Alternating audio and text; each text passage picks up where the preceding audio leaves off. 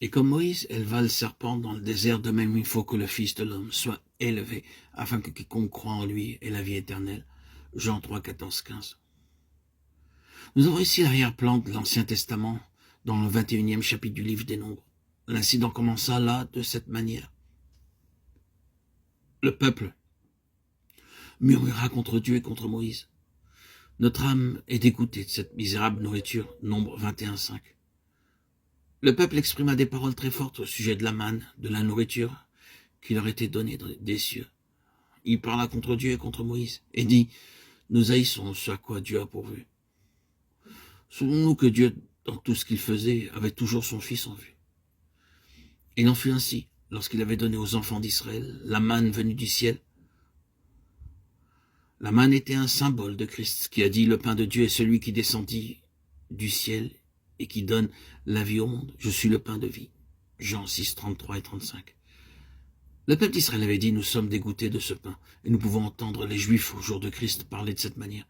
Nous haïssons cet homme. » C'était leur esprit. Dieu avait vu l'esprit de ce peuple dans le désert, combien il était antagoniste à Dieu et à ceux qu'il leur donnait.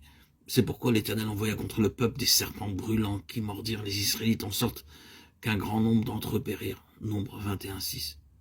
Et comme Moïse éleva le serpent dans le désert, de même il faut que le Fils de l'homme soit élevé. Oui, il y a ici des choses profondes et terribles. Du commencement à la fin de la Bible, le serpent est toujours le symbole d'une malédiction, du jugement de Dieu. Nous voyons cela depuis la toute première mention qui soit faite du serpent dans la Bible. Ce serpent élevé dans le désert était le symbole du jugement de Dieu. Le jugement et la malédiction de Dieu qui reposaient sur le peuple rebelle ont été transférés sur ce serpent. Il était fixé à la croix, portant sur lui pour le peuple la malédiction et le jugement de Dieu. Et quiconque regardait le serpent était sauvé. En employant ce passage de l'Ancien Testament, le Seigneur Jésus disait simplement, « Je vais être fait malédiction pour vous. Lorsque je serai élevé, je porterai sur moi-même votre jugement. Je porterai vos péchés en mon corps sur le bois. » Il y a en Christ la délivrance de la malédiction et du jugement, et quiconque regarde à lui sera sauvé. Et nous avons ici le plus grand passage des Écritures que nous connaissons. Car j'aime cette conjonction, car les conjonctions sont toujours des choses importantes dans le Nouveau Testament.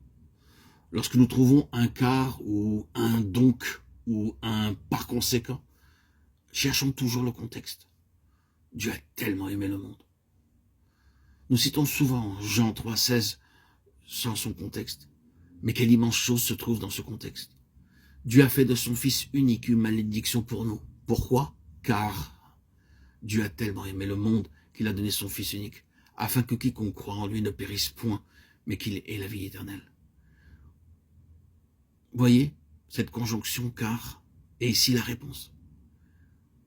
Il nous faut donc prendre cela et le placer dans Nombre 21, ou prendre Nombre 21 et le mettre au centre de Jean 3, 16. Et nous avons alors en cela l'arrière-plan et l'accomplissement, la transition de ce qui était ancien à ce qui est nouveau. Le nouvel Israël céleste est établi alors sur cette base. Celui qui croit peut avoir en lui la vie éternelle. Oh, combien de choses nous pouvons dire encore à ce sujet.